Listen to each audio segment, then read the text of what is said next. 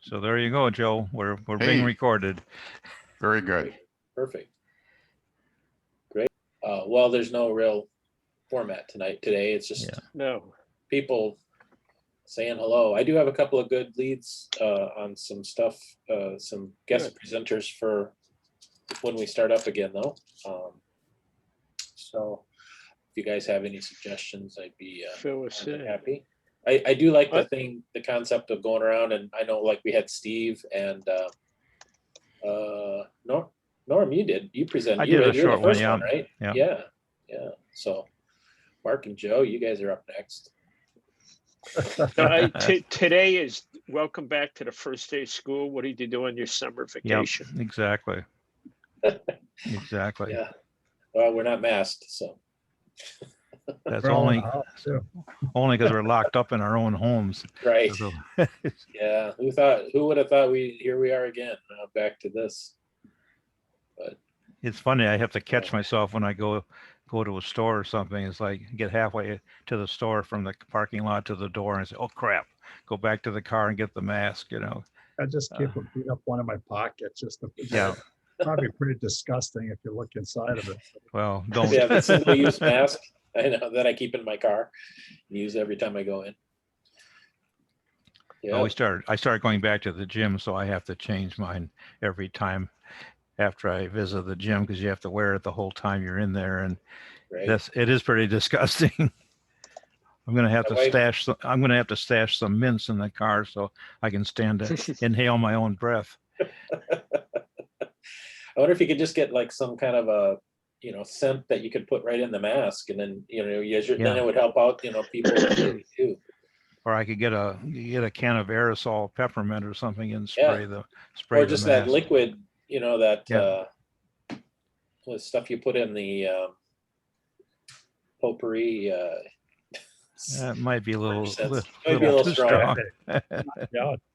Or maybe some whiskey or something just to get that kill the germs. Yep. I could justify that.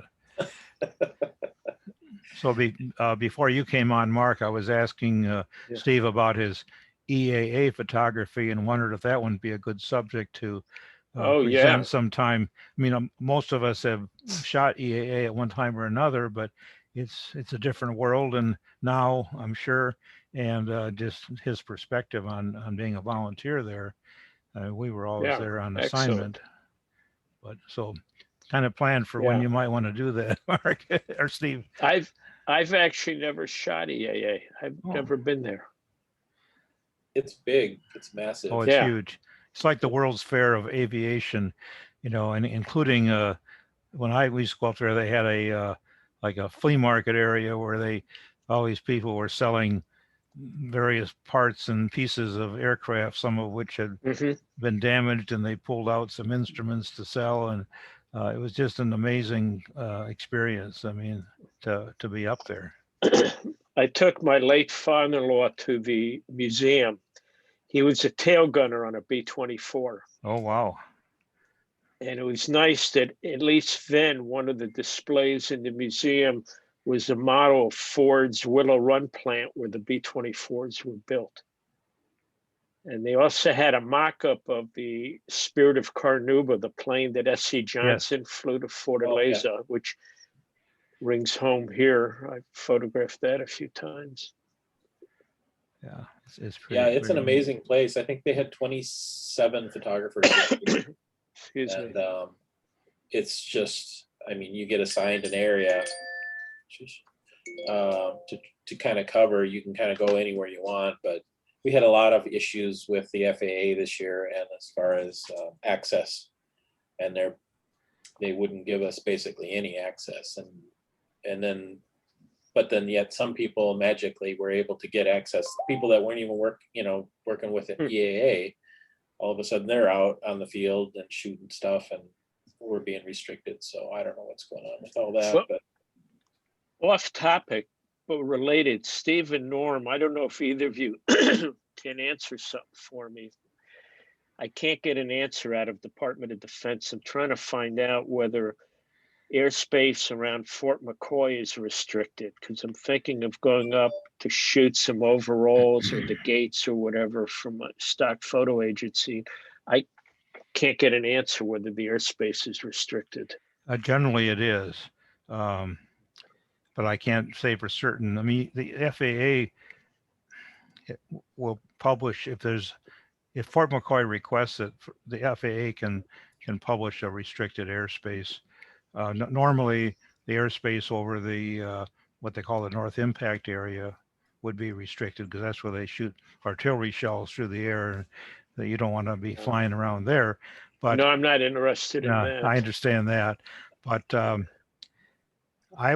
let's assume that it is restricted, but let's find out. I mean, the FAA should be able to tell you, or somebody who's a pilot that you know fairly well could get that information. Okay. What my impression at a distance, and haven't been involved in this thing, is that they're being fairly restrictive about everything. They are. Right now, I think it's a combination of a State Department operation, and the Army Reserve has a public affairs detachment up there, and that's probably the place to start. If you call the switchboard at Fort McCoy and just say, I want to talk to the public affairs detachment, I'll get you their designation. Well, I've got the contact stuff. They don't return phone calls anymore or emails. Really? I had requested photographing troops setting up the facility for the Afghanis. I knew they wouldn't let me photograph the Afghanis. Sure. So I wanted some preliminary stuff. And after they told me there'd be no access, only handout photos, they would not respond to anything else, either phone or email. Yeah, this does not totally surprise me. It disappoints me, but it doesn't surprise me. I was hoping they would do a better job than what FEMA did back in 1980 when the Cubans were there. Mm-hmm. And that was kind of a screwed up operation as well, as far as public affairs. The guy that ran that was his first contact with reporters. He says, "Don't mess with me. I take names, kick ass and take names if you screw with me." And it's like, okay, what's your problem? But I was hoping that they would do a better job this time. But and they may think that they are, but they're not. No. So I thought it'd be in their interest to allow photographs of the troops preparing the facilities, but sometimes what sets in is a fear of screwing up and getting caught screwing up, and therefore they don't want to do anything. Yeah. And Norm, which here's Fort McCoy right here. Okay, yep. So that is restricted zone. So there you go, right there. This is off of DJI's website, the Fly Safe area. So there's your answer right there.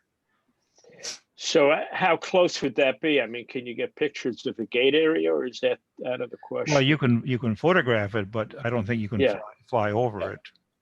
Is that what you were talking about? Were you talking about flying a drone? Yeah. No, fixed wing. Oh, fixed wing. Yeah. Oh, okay. I'm sorry. I thought you were talking about drone. No, I should have been explicit. No. That would be a NOTAM. There's a state highway that runs right in front of the place, but on either side of the highway is military reservations. So I just don't picture that happening. And then again, it's easier to ask forgiveness than it is to ask permission. By the time they got the F-16s up there, you'd be long gone. Actually, so here you go. Right, this is the map, for aeronautical, basically anywhere. So these 4 areas are restricted, so nobody can fly. I think it's below 10,000 feet in these areas. And what's that blue area that's kind of notched in? That should be Fort McCoy. What does that blue indicate? Let's take a look. It's been a while since I read a chart, so it is Fort McCoy. Yeah, I can't read that very well, but yeah, it says something about it's really hard to read. It's got altitudes or something in there, but yeah, I can check on that anyway. We don't need to dawdle on that too much, but. All right, thank check you. on it. Yep. I think we need From to my welcome magnifying. Karen. Yes, Hi, Karen. Hello, Karen. This isn't as exciting as some of our conversations. hello. Hi, Karen. Finally, I get to join you guys. Really, Yeah. we missed you. Yeah, sorry, I had webinars on Friday, and this week my teacher's on vacation, so I had a free Friday. So. Great. what's the subject? What are you studying? What are you webinizing? Polish language. Ah, Oh, Oh, you should have been here when Z was here. Oh, yeah. I'm afraid to ask. I was afraid when I had a spam thing this morning, it was a phone call from Poland. Well, oh Would you really? know anything about that, Karen? No, sorry. Karen, the only I word could I know is prosha. Proszę, o, nie ma za co. Dzień dobry. Yes. Dobrze. They were calling to tell you your extended warranty was about to expire. So I've seen some of your. The pilot I use for fixed wing is from Poland. Oh, really? Yeah. Well, maybe you just slap a Polish Air Force insignia on the side of the Cessna and maybe they won't bother them since they're part of NATO now. So were we all discussing trying to do some photography of the people that are being brought to Wisconsin? Yeah. That's out as far as I've been able to tell. And I had asked DOD, John, if I could photograph troops preparing the base before the Afghanis arrived. And that was ruled out as well. Well, I don't want to commit him to anything, but I will try. I'm going to talk to him anyway, just to ask. My son-in-law is a lieutenant colonel in the Army who frequently is at Fort McCoy. So I can at least ask Eric what the rules are. He obviously can't bend anything, but it would be worth at least getting his opinion on it just to find out what they've been told, and that he'll tell me. Yeah, I've been told absolutely nothing, is allowed. Yeah. Only hand out photos, and I had offered to be the pool photographer through Zuma, but they weren't interested in anything, and they won't answer emails or phone calls anymore. Wow. When I asked about the airspace for fixed wing. Wow. Well, I will Thank you. Probably talk to Eric next week and ask him again. He'll only say what he's allowed to. Obviously, you don't get to be a lieutenant colonel by breaking the rules, but I will ask. Well, thank you. I appreciate it. Does anybody know if governors have any say in what states are receiving, accepting or denying refugees? Don't know. I don't know. All I remember is from 1980, the governor at the time, God, senior moment. Tony Earl? No, it wasn't. It was Dreyfus, Sherman Dreyfus. That's right. He was opposed to the Cubans coming, and he was gonna sit in the middle of the runway at Volk Field to prevent them, and then of course that was all bluster, and it didn't happen. And when what I recall, when he came one day to Fort McCoy to visit the troops who were training at the time, and also visit the Cubans, and FEMA, which was a very new federal agency at the time, only about a year old, was in charge of the Cubans, and the guy that was running that was, they were just playing all kinds of games. They let the governor go into this room or this building where the Cubans were, but the cameras couldn't go in. You have to go around the other door. By the time you go around the other door, the governor was gone, and it was just kind of a, as we say, clusterfuck, and intentionally so. But I don't think the governor has much to say about it. No, I noticed the other day when Ron Johnson went up there with his entourage, that the governor also was there at the same time, even though he didn't hold a press conference. He didn't announce he was going. He made a statement after the fact. So well, it's pretty apparent that the governor is on board with doing this, even if it's not, I mean, nobody seems to be objecting too strenuously except some of the people in Toma and Sparta who are just concerned. And Ron Johnson. well, Ron Johnson, somebody walks up to Ron Johnson and says, we don't, do these people have IDs? And then Ron Johnson gets in front of the camera and says, well, we don't know if these people have IDs or not. Well, come on, Ron. But that's him. Norman Joe, I'll just call Peter Fox, and Fox will say, let Hertzberg in. It's an inside joke. Yeah, Peter Fox. Anyway, another story, but we won't go into that. But so I don't think, I mean, obviously it's easier if everybody's on board with doing something like this, but in all honesty, Volkfield is a federal facility. Fort McCoy is a federal facility. Even though the state has a presence there, they don't have any control over those facilities in terms of saying, hey, we don't want to do that. So I don't expect any pushback from the government. I expect, the people in those areas, they kind of remember the Cuban situation, which was quite different, where some of the Cubans were actually put into the communities as permanent residents. And it's like, whoa, what are you doing to us? We don't want those people here. They don't speak English. Where I think the people from the Afghanis are just there temporarily, for further vetting and then to get them lined up for placement elsewhere. That's my impression.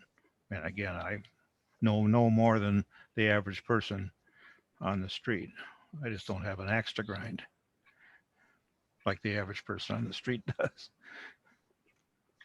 I've read that Lutheran Social Services has indicated that they would be willing to get involved in helping with resettlements. Yes, I saw some comments from them. They're based in Milwaukee, right?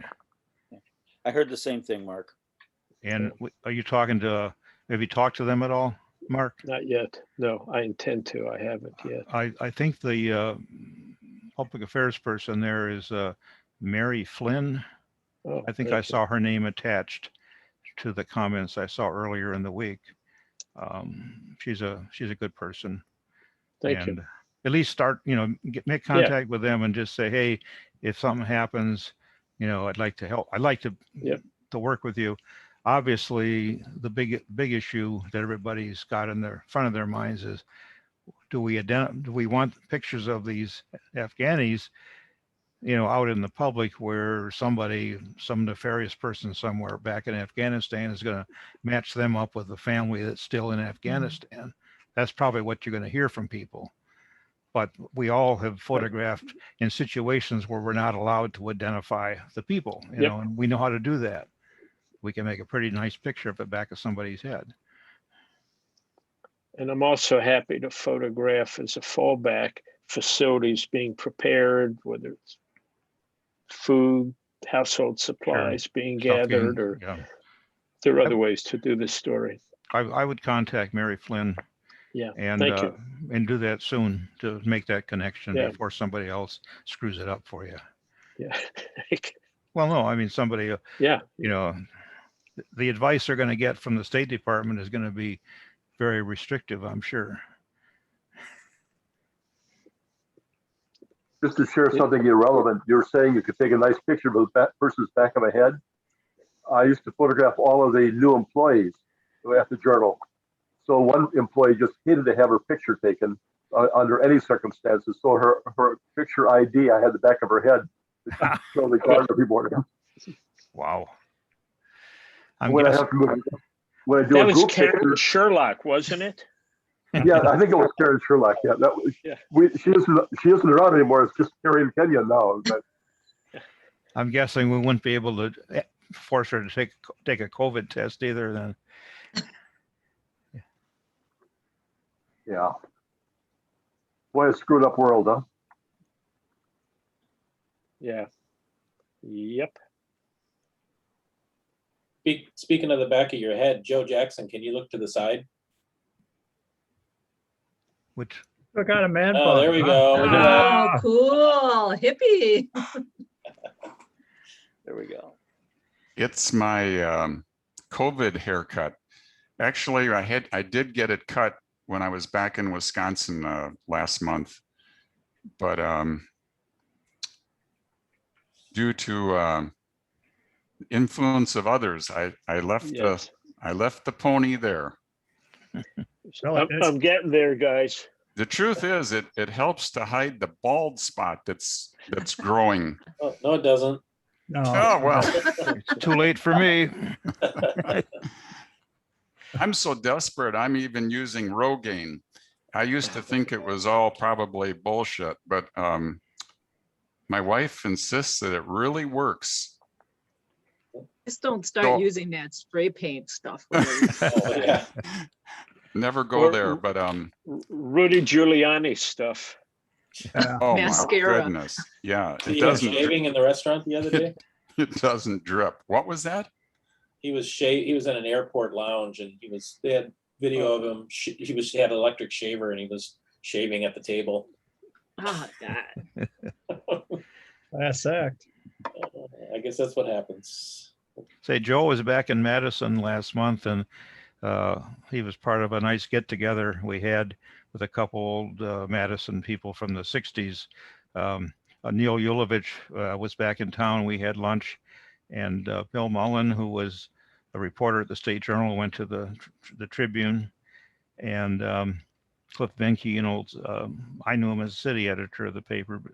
Joe knows him as a former managing editor, and Dwayne Freitag, who was a State Journal guy, got drafted to Vietnam, came back, worked for a while, and then went to the Milwaukee Journal, and has since retired from there. And did I miss anybody, Joe?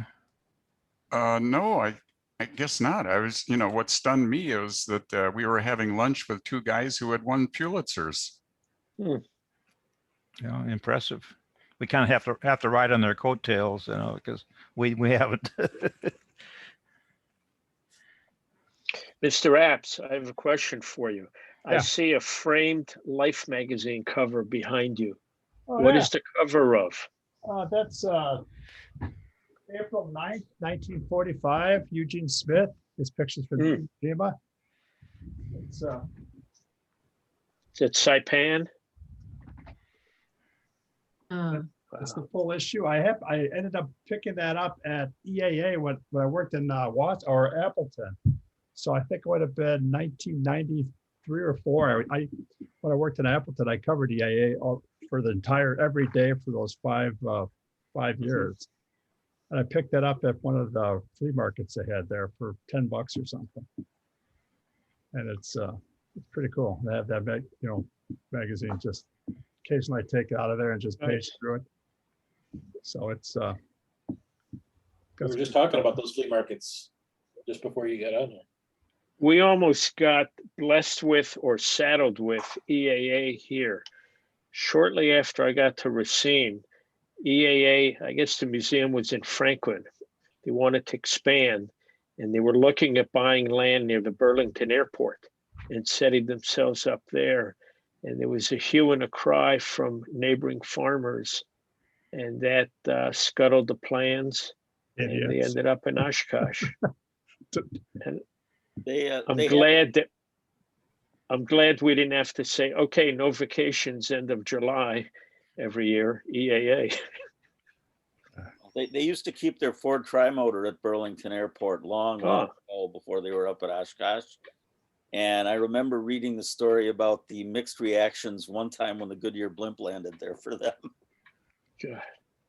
As I recall, they typically had at least one celebrity at EAA. But Steve, I'm curious if was there a celebrity up there this year that you were that you're aware of? I don't know. Steve Apps, were you up there, or are you talking about? No, I can only talk about the 90s. Yeah, I mean, I've seen Harrison Ford up there, Chuck Yeager, and people like that. This year, I think they had a number of shuttle astronauts up there, And I'm trying to think if who they usually have a couple of bands up there and stuff too, but I can't think of anybody that was really jumping out at me. They're so big. I mean, there's stuff could be happening at the other end of the field. Sure. You never even know about it. And you look at just trying to keep track of what's happening for each day. There's just pages of, things to look through. But that's kind of part of the coolness of it is, we were just walking one day out on the main ramp there at the bowling plaza, and the car is like cutting through the crowd, and the guy I was with just looks and he goes, "Hey, look, Chuck Yeager," and he just goes driving by, and I was like, well, where are you going to see that kind of thing happen? And back in the day, this is really going to date me too, but Cliff Robertson was a life member, and he used to have a dark green Luscombe Silver that had the word spinach painted on the side of it, and he would fly it up there every year. But he was, let the beard grow, dark sunglasses, floppy hat. He didn't want to be up there and be a celebrity. He just liked flying. Yep. Yeah, there's a number of people that are up there. The guy that used to be on ABC, can't think of his name. He was on Good Morning America a long time ago. And he was hosting things up there again this year. Oh shoot, what is his name? I can't think of what it was, but he was one of the original hosts, I think. But yeah, there's a number of people. And Harrison Ford had been up there a number of times. Gary Sinise has been up there. John Travolta was up there a number of years too. I think you're right. This year was, because there was no international stuff, there was still 600,000 people, 10,000 airplanes, 40 to 50,000 campers. So, any fatalities? Well, I shouldn't say that. None there, but I think there's usually a couple. With all those. What about COVID? Yeah. They had some restrictions. Again, this was back in the end of July, so it was a little less than it is now. But they had fewer indoor displays, and almost all of their workshops were done with like open air kind of a thing. So it was kind of, you sat and watched, and the whole back end was open, so there was airflow and stuff like that. But Sturgis is outdoors, and the Sturgis numbers are coming out now, and really bad. Terrible. Really? Not surprising. Well, there's something we forgot to put on the agenda for today. And we're a day late, but we need to wish a happy birthday to Mr. Pluchak. Hey! Happy birthday. It's my extended birthday. You get to celebrate your birthday for as many days as you're years old. So this is going to be like a 2-month thing going on now. But speaking of the EAA, and I think I tagged you on Facebook on this photo, Mark, but the first picture I ever had published in a newspaper was from the EAA in 1976. It was published in the Weekly Kaukauna Times. And my dad was a mechanic in town at the time. And the editor of the newspaper was getting his car fixed, so he couldn't go up to the EAA. So he gave my dad the press passes. So I went up with him, me, my sister, and him. And that's back when you couldn't go on the grounds. It was just for the pilots and stuff. So we got on, and so I took a very mediocre picture, but I was very excited. But the interesting thing is my younger sister, she's 4 years younger than me. She came along, and that's the first time she'd ever been around planes and things. And she was so enamored and fascinated by it that now she just retired. She's been a lifelong private pilot. Her and her husband are both pilots, and she got the pilot bug. So her and her husband own an airplane, and they fly around all the time. And her daughter actually went to MIT for aeronautical engineering, and she works for one of the defense contractors out in California. So it's just interesting, those little, that same event certainly sparked my passion for photojournalism and print photography. But for my sister, it was being around those planes and the idea of going up in the sky. So we had a good chat when I found those negatives, talked to my sister quite a bit about that and how those moments cool spark lifelong passions.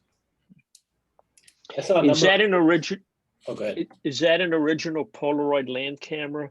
behind you, Dan, next to the Nikon F? It is. It is. It's one of the Polaroids. Actually, that camera I used when my first full-time photography job was as an old-time photos portrait photographer in the Wisconsin Dells. And we used those Polaroid cameras. We would take the Polaroid, then we go in the back and we used a PMT, photomechanical transfer, use those to blow them up and stuff. But yeah, that's one of my collection. Nice. I was going to show you guys real quick one picture I thought was pretty cool from one of the guys. Oh. So this is, it just so happened that on this particular pass, this guy, well, I don't know if he broke it, if he did it on purpose or not, but he broke the sound barrier. And this is actually a shock wave, which you can see. It's probably kind of hard for you to see, but you can also, if you had the original, and I had the original for a while, I don't know what I did with it, but you can see the shock wave just even on the canopy and a couple of other little things. So I think he did a really kind of overexposed it and then just brought it out in Lightroom, but it was kind of an interesting shot, I thought. Curious, what type of shutter speed do you need to photograph a shock wave? That's a good question. Yeah. My guess it would be in the thousandths of a second. Sure. Yeah, I don't know what. I don't know. I've never got one, so I don't know what he would have been shooting that at. It might be he might have the EXIF data on there. I'll take a look.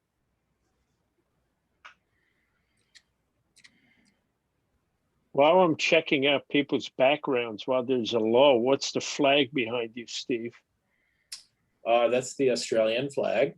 Okay, I wondered that in New Zealand. Yeah. Yeah, my wife was an exchange student in Australia, and her host family came over a couple of years ago and brought me she brought some presents for her and then brought me a case of influenza B, which I was the only person in Wisconsin that had influenza in August of that year. What was I going to say? So we bought that, and then we had that out front while they were here. So it was kind of a fun time. And how is Rose? Rose is doing great. Great. She's getting ready to go to work here just a little bit here. So I'm actually decommissioning my saltwater aquarium here in about 15 minutes. It's been running since 2005 and continuously since then without a crash, which is amazing. But we have to replace the carpet, so it's gotta it's gotta go. Speaking of backgrounds, what happens to the fish? That's who's coming. Somebody's coming over to adopt. I thought it was like, it's Friday. Okay, for Fish Friday. You want to fry? So these are rescue fish then. They're clownfish. Yeah, I don't know. Not much meat on them. Dean has a gray lab behind him. Gray lab timer had one. That's right. In the shower head. Yeah, that works just great. And still buzzes like crazy. we used to have meetings. Oh, wow. Oh That boy. takes you back. People just didn't know when to shut up, and so I gave them 2 minutes to check in. There's another one I'd like to show you. I have a series. You see this background with the violin and the viola, but it used to look like this, and people said it looked like a shower curtain. So I made it a series of pictures with more water. Oh, and then if there wasn't enough water, then I made this whole thing here. And so, in case I forgot to turn the thing off, go on and on, of course. Gotta get creative. Just get a spritzer bottle and just moisten your face once in a while. I did that. I had it, but it really was messy. My whole computer system is in front of me here. You should have a towel there too. Every now and then I like to be isolated, so I go up to the ISS and call in from there. Yeah, the cupola. Oh, that's nice. I hear that's could be kind of a stinky place. They said it kind of smells like a locker room and a bathroom. There are days when I miss Ebbets Field. Oh, bless your heart. Them bums. Wait till next year. There you go. Here, I should put on my Dodgers hat, my Brooklyn there you go. Dodgers hat, John. Or the EAA Museum's always a cool place too. Oh, there you go. For a while we were playing around with these backgrounds with some friends that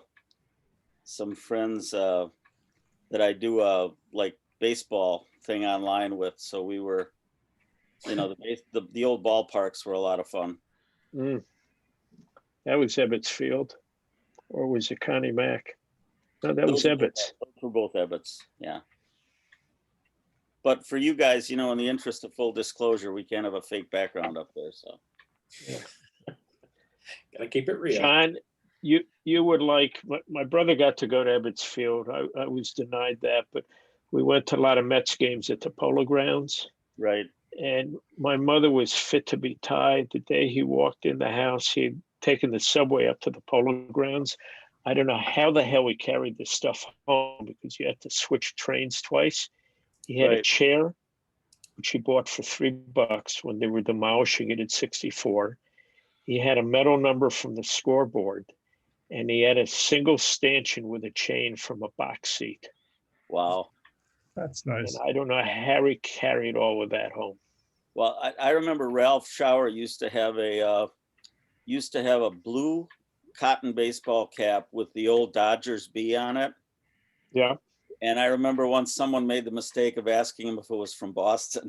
Oh. I'm not going to repeat what Ralph said.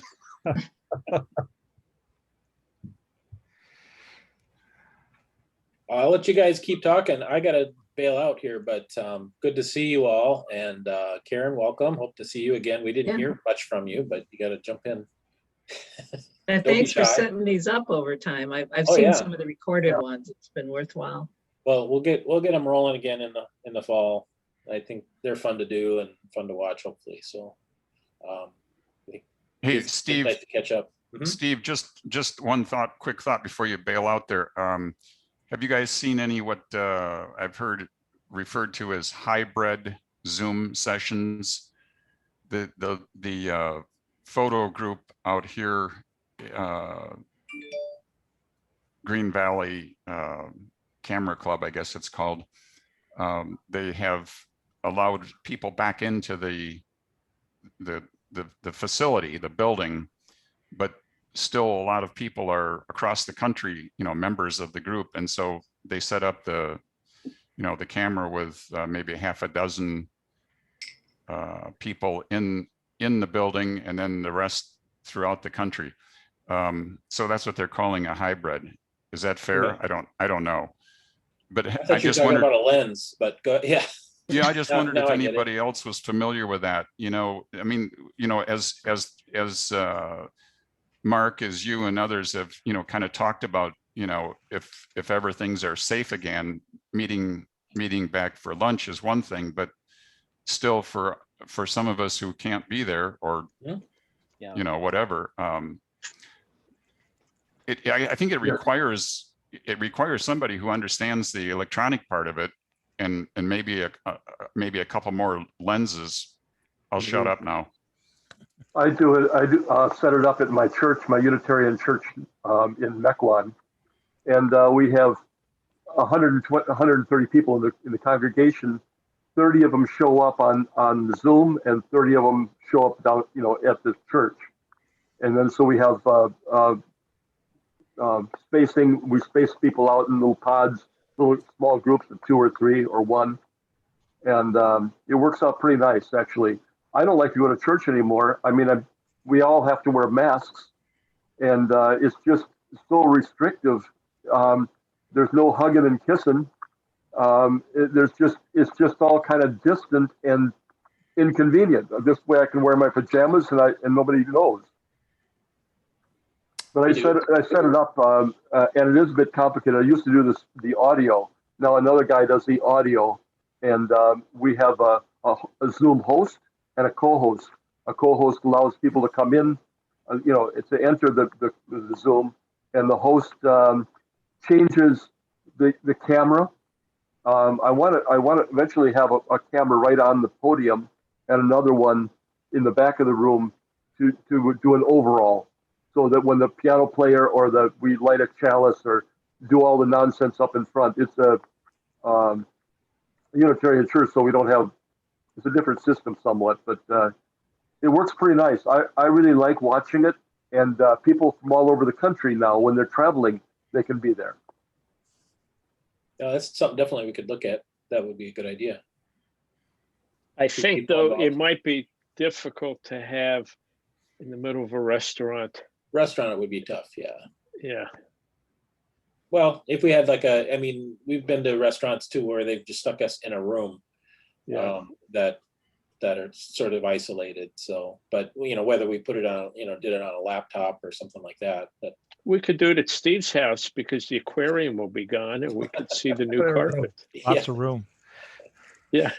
That's fine. Or we could all go to Arizona, just do it in Joe's place. Yeah. We used to do meetings with humidity. Somebody with a smartphone would do a Zoom thing, just as a guest or an iPad. So they would just be the guest at the end of the table, and they could hear and see. And I'm in a poetry group that we were doing it, but the delay was annoying. It isn't clear.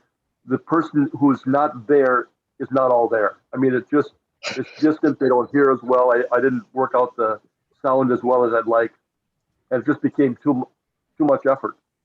And it's so nice to be with people, particularly, frankly, with poetry. Watching and hearing people read was that much better. Yeah.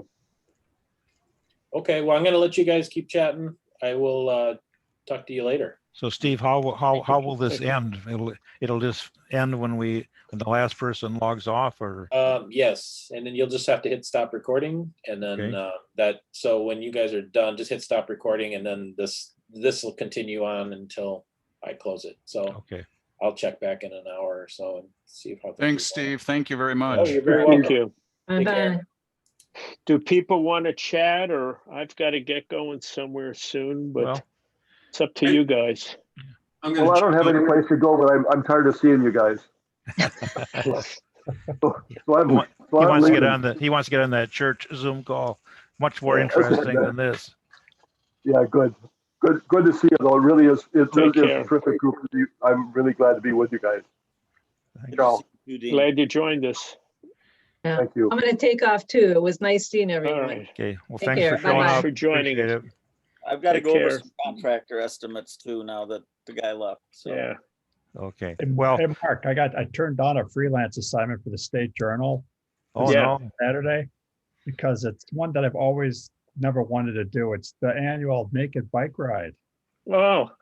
That's in Madison tomorrow, where a bunch of big fat overweight people, I guess that's redundant, but a bunch of will ride their bikes naked around places. So you could find out where that is. You could probably get those pictures sold somewhere. Sure, yeah. Zuma just moved a bunch from the London one. Oh, really? Yeah, I can't, I don't want to have to see that because you can't unsee that, Get it out of your mind. Especially with, 20 frames per second of the 600 millimeter or something. It's like, it's. Yeah. Well, Steve, the difference is I never did get to shoot that. I was always looking forward to it. I never wanted. Jackson, hop a plane. Yeah, there you go. I never wanted to because it's just y'all excited. Hey, naked bike riding, and it's like, oh. Steve, are you looking at the State Journal every day? I am. Did you see anything about EAA?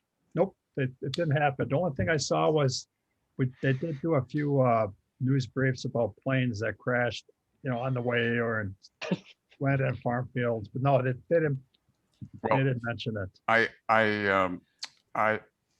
pride myself in looking at the paper every day, and I didn't see anything. And so I'm glad to get a confirmation that there was nothing in the state. And back in the day, that was always so exciting. And I don't know, Milwaukee would always send a contingent. And I was thinking they would just always embarrass me because they would have somebody would get up there with a camera mounted on, someone's stunt plane on the wingtip, and get the pilot, to go up with a remote control. The Milwaukee just did it so well. And I'm not to say that Appleton or Oshkosh didn't also, but I always felt like such a chump going up there, carrying a camera bag around during what was it seemed like it was always so hot. You'd become fatigued, wah, wah, wah. But I do remember it was Chuck, who was the, if he was living today, he'd be about 85. Chuck, I think he was kind of heavy set guy for the Journal or the Sentinel. Anything, any name come to mind from anybody? Chuck Scott. Scott, that's who it was. So he seemed a little bit grumpy, but I ran into him, and I was sort of surprised that he was carrying no camera bag. He had only a fanny pack. And it was one of those moments I remember. Couldn't tell you the year to save my life, but I remember so distinctly how he was saying he was not going to carry around a camera bag at EAA. Just end of sentence. That's when I started using a fanny pack back, 93 when I covered EAA. 2 cameras, one on each shoulder, one around thing, and a fanny pack. Just because, it was just, you had, because. I have to say, oh, go ahead. Sorry. Well, I was just, because a lot of times you had, if you just talk your way around, you get to do, they always had media rides on all these planes. And you wanted to keep it as light as possible. So you didn't have, you didn't want to leave a camera bag full of stuff somewhere. But if you're looking to see some pictures from this year, the guy who knocks it out of the park every year is Jim Kepnick. Oh, he's been doing it forever. I'm familiar with Jim's work, but if you look him up on Facebook or online, he always, does an exceptional job photographing. Spell the last name, John. Koep, and then I think it's just Nick. It's Jim or James Kepnick. Jim. Yeah, he does a phenomenal I was never aware of Chuck shooting for the Journal. I thought he was, picture editor. Oh, really? I may be wrong, but well, maybe it's possible I have the wrong guy in mind. He was definitely chubby or overweight. Probably 6 feet. Yeah, I don't need to waste your time with my failing memory, but I did think, really, Mark, maybe you're right. Maybe I've got the name wrong, but nevertheless, it was Steve Raymer may know. Yeah, I thought to myself, I don't have to carry lucky I never had back issues, but I didn't, from that point on, I guess I thought, well, who's gonna give me a hard time for not carrying a complete bag of gear? Hey, Steve, well, I was going to ask did anybody ever have the luxury of a golf cart up there? But also when I was, it's probably very different now. I had I guess they call it a flight line pass on my car, so I could go everywhere with my little Ford. It's a Sport Explorer, a little 2-door, and you put it on your dashboard. You can go on the flight line. You just say, be careful you don't get hit by a plane or anything like. I mean, I didn't ever push it too much, but you could go anywhere, and it was incredible. We used to have all access we had a place we worked out of there too, so we used to have great access for that stuff. And that's like I said, I haven't done it for 20 years, so I don't know what it looks like now. It was fun. I mean, get there at 5 o'clock in the morning, get pictures of the people who are sleeping under their planes, and you wait for them to wake up. And you got all these rich people who never go camping. They wake up and their backs are hurting and they're complaining because they talk about how they have to, in EAA, you have to sleep in your plane or sleep under your plane. I don't know if they even do that much anymore, but back then they did. And it was, we're shooting all film too, so the conditions are kind of hard. It was fun. I enjoyed it. Well, guys, keep talking. I appreciate it. I got a slide. dig into the past and edit stuff for retrospective. A bunch of us at Lake Forest College, we were nurtured by a wonderful woman, Ellen Mosey, who headed the public information office. And we got a couple bucks a picture for her. And her job was to get the college news out to the world. And a whole bunch of us went on to careers.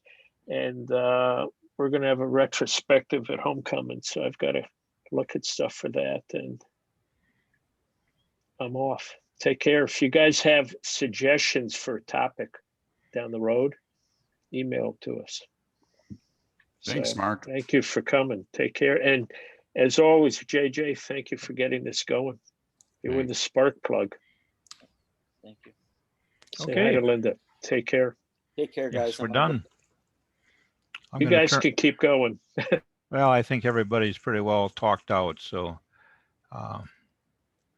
Yeah, let's do it again. You know, I don't, often as possible, it's fun to talk. I mean, I'm sure we could, everybody has great stories and everybody doesn't want to take up all the time telling great stories, but it's, at some point, everybody likes telling, everybody likes hearing these stories. So it's down to you. It's down to the three of us, and the two of you, Norman and Steve. Your presentations, your careers were so damn good. And Steve, when I stopped in the paper last month, in the news, oh, Norm, you'd appreciate this too. In the newsroom on a Friday, there were 6 people, two of whom were interns. But then, and I had hoped that I might meet Kayla Wolf, your replacement, Steve, but I wasn't that lucky that day. But John Hart was there, and he and we were talking about your presentation, and he said how much he learned of your background, extensive background you had, going back to your Florida days. And your whole thing, both of you guys prepared that. It's not easy, but you guys had order. You had your stuff in order. You were able to put together good presentations. Just really appreciate what you both did then. Yeah, especially I'd second that with Norm stuff too, because I mean, you're one of the original, photographers for, still living that photographed a time that, Joe knows about it. Roger Turin knew about it, but it's the contemporary photographers, they don't look back that far in the 60s and early 70s. That's kind of, even for myself, that's very unfamiliar. So, the more stuff I see from 60s, 70s, and I didn't start, till the early 80s. So I love looking at stuff like that. And if you want to,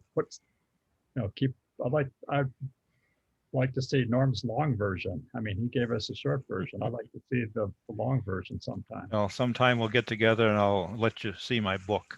Oh, the book is fantastic. But, and I didn't do any, I don't have any, I had some prize winning photos, but nothing on the, on a large scale or anything like that. And it was a very short time that I was there. But now when I look back, there are some people on Facebook, on some of the local Facebook photo history groups that are scanning stuff from the papers from the 50s. And I honestly believe that the newspapers here, the State Journal in the 50s didn't have real good photography.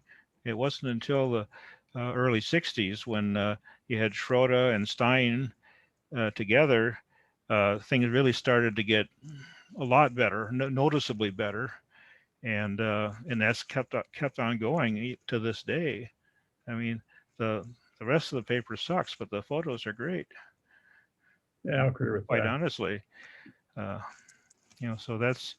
I was very, very happy to have that experience, even though I didn't get a chance to stick with it. I wish I had, but other things intervened to prevent that. But it was good times.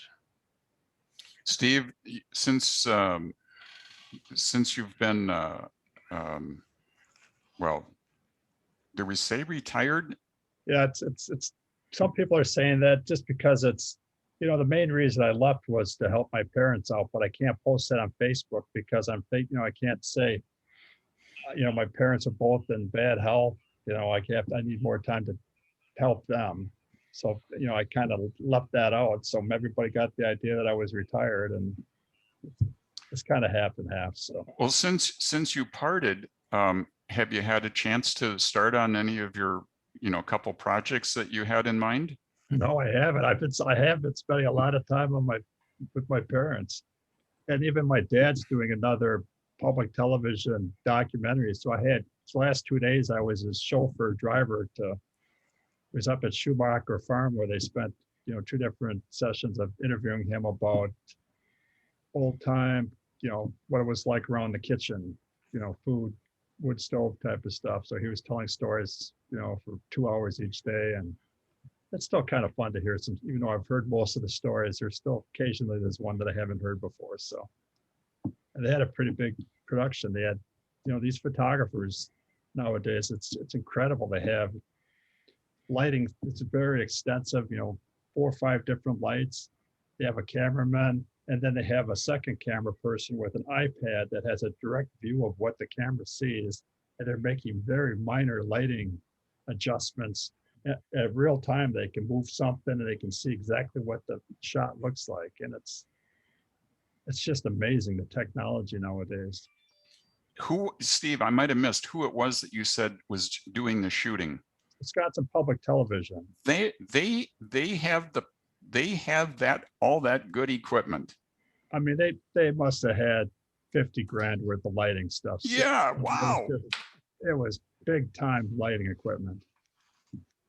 And it's pretty impressive. You would have really had fun watching. Yeah.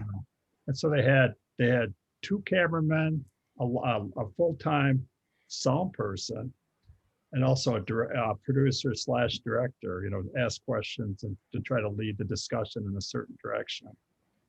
And so it's a pretty big group of people trying to do this stuff. And the sound person had redundant mics. They had a huge mic over the top plus a little lapel one, and so it was big time TV production. Well, Steve, hats off to you for being the loving son and caring son that you are for your parents. Well, it is what it is. Like you said, like Norm said, he would have liked to work at the State Journal longer. For me, I wanted to get out of there before, I really started to go into, hate it, because there's some parts about it I didn't like.